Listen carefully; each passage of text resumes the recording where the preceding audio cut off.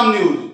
कल्याण पूर्व विधानसभा क्षेत्र के शिवसेना के उत्तर भारतीय सेल के संगठक डॉक्टर जयप्रकाश शुक्ल ने कहा है कि कोरोना काल में उद्धव ठाकरे सरकार ने शानदार काम किया है, जिसकी देश विदेश में सराहना हुई है। आज अपने निवास पर एक विशेष बातचीत में डॉक्टर शुक्ल ने कहा कि कल्याण के सांसद डॉक्टर श्रीकांत शिंदे ने भी बेहतरीन काम किया है, जिसका फायदा आने वाले मनपा चुनाव में मिलेगा और केडीएमसी में अगला महापौर शिवसेना का ही होगा।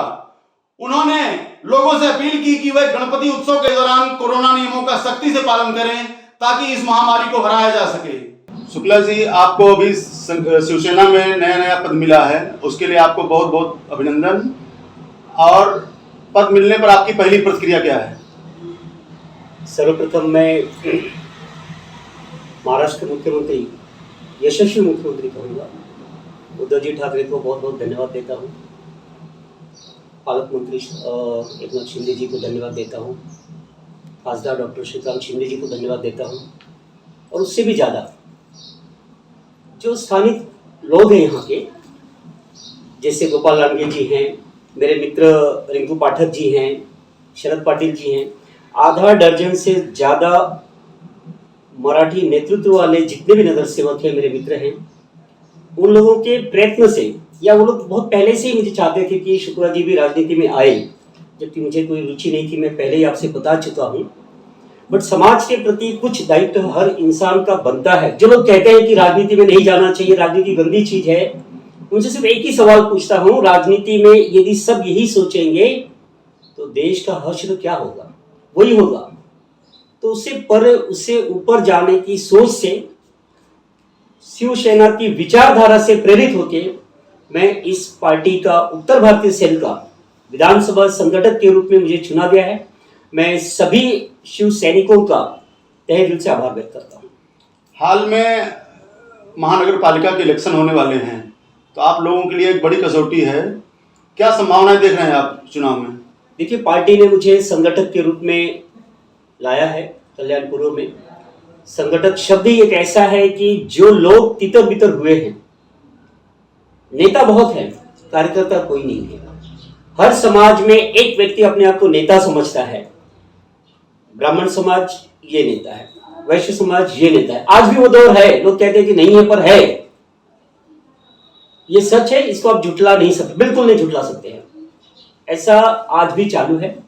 तो उससे ऊपर उठ के संगठक के रूप में मैं जो लोग यहाँ वहाँ हैं उनको एकत्रित करूंगा। खास करके उत्तर भारतीयों को जो नीति है, जो नियत है, वो समझाना मेरा कार्य है।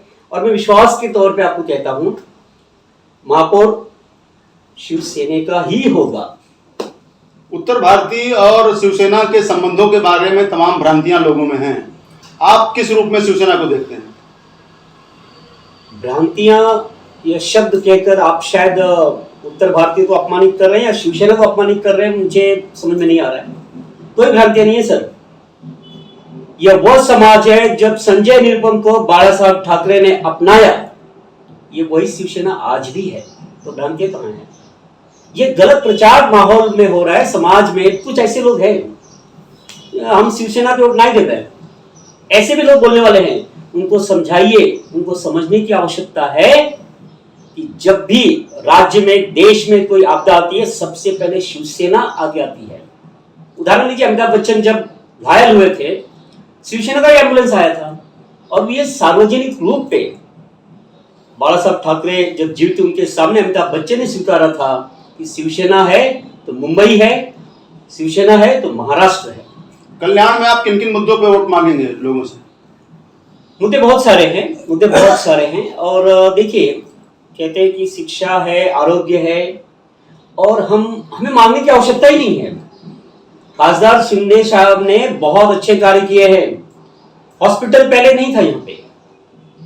सबसे बड़ी बात, कोरोना काल में जो सिटी स्कैन है, HRCT स्कैन जगह जगह खुलवाने का काम शिंदे साहब ने किया है। तो मांगने की जरूरत क्या है? मांगता है वो है जिसे जरूरत पड़ती है। लोग इतना आज प्यार मोहब्बत करें, उनको पता है ये पार्टी है, ये काम की है।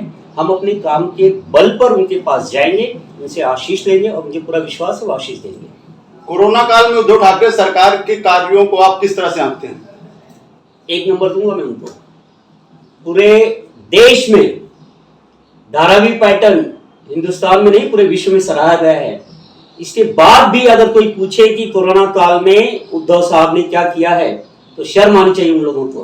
कोरोना काल में यदि किसी ने कार्य किया है तो उद्धव साहब ठाकरे ने किया है। इसीलिए उन्हें हम कहते हैं कि एक यशस्वी मुख्यमंत्री इस राज्य का इस कोरोना काल में यदि किसी ने महाराष्ट्र को चलाया है तो बहुत बेहतरीन ढंग से चलाया है। भाजपा और शिवसेना अलग चुनाव लड़ेगी, तो कहा जाता है कि भारतीय जनता पार्टी की तरफ तमाम उत्तर भारतीयों का झुकाव है, तो आप क्या लाभान देखते हैं दोनों का अलग लड़ने पर? देखिए, शिवसेना अपने दम पे है, भाजपा अपने दम पे है। मतभेद है, मनभेद नहीं है। मानिए आप इस बात को, मैं पूरे समाज से कहता हूं, मतभेद है, मनभेद नहीं है। और यदि मेरी वाणी सच हो, आने वाले समय में मनभेद भी टूट जाए। डॉक्टर साहब, आप हमेशा नई सोच के वाहक माने जाते हैं, तो आपने जो गणपति की स्थापना की है, इसमें आपने क्या नया जो है थीम लिया है इस बार? जो शंकर सुवन पार्वती नंदन विघ्नहर्ता का जन्मदिन गणेश चतुर्थी के दिन मनाया जाता है। आज मेरे निवास स्थान पे मुझे बहुत खुशी हो रही है। मैं मेरे परिवार वालों के साथ में गणेश जी की 1.5 दिन के लिए स्थापना मुझे अवसर प्रदान हुआ है। हम उन्हें लाने वाले कौन होते हैं, उनके दम पे हम चलते हैं। लोग कहते हैं मेरे यहाँ गणेश जी आ रहे हैं, बड़ी सौभाग्य की बात है। हम ला रहे हैं, ये गलत बात है। वो हमारे यहाँ आए हुए हैं और एक नई सोच मैंने किया कि बेस्ट आउट ऑफ वेस्ट। आज इको फ्रेंडली का चलन हर जगह चल रहा है। देखिए, जैसे सुतली कहते हैं, रस्सी होती है, भूसा होता है, फेंका हुआ चीज होता है, पुट्ठा होता है, पेपर होता है, इन सब चीजों को एकत्रित करके मैंने एक छोटा सा मंदिर बनाया है। और एक जनता को संदेश भी देना चाहता हूँ, आप खर्चे में मत जाइए। जो चीज आप वेस्ट फेंकते हैं उसका इस्तेमाल कीजिए और एक अच्छा संदेश आप राज्य देश को दे सकते हैं। इसमें इको फ्रेंडली बातें क्या क्या हैं? बहुत सारी हैं। इसमें एक भी प्लास्टिक इस्तेमाल नहीं है। जो सुतली है हमेशा डिजोल्व ये हो जाएगी। जो गणेश जी हमारे यहाँ आए हुए हैं पूरी तरह इको फ्रेंडली है, जिसमें बिल्कुल भी पीओपी का इस्तेमाल नहीं हुआ है। 20 से 30 मिनट में उसका विसर्जन हो जाए, सबसे बड़ी बात। और उस पानी को आप किसी पौधे में डालिए, यादगार बनाइए। मैं सभी लोगों से निवेदन करूंगा, जिसके घर में गणेश जी का आगमन हुआ है, एक गणेश जी एक पौधा। यह संदेश जाना चाहिए पूरे देश में, पूरे समाज में। जिन जिन लोगों के घर में गणेश जी की स्थापना हुई है, जहां विसर्जन होगा उस पानी से एक पौधा लगाइए। अगले वर्ष तक उसकी सेवा होनी चाहिए और उस पौधे को आप गणेश के रूप में देखिए। कुल मिलाकर आपके गणपति में स्पेशल बातें क्या क्या हैं? स्पेशल, आज पूरा संसार एक अलग ही डर से जी रहा है। उस डर का नाम है कोरोना।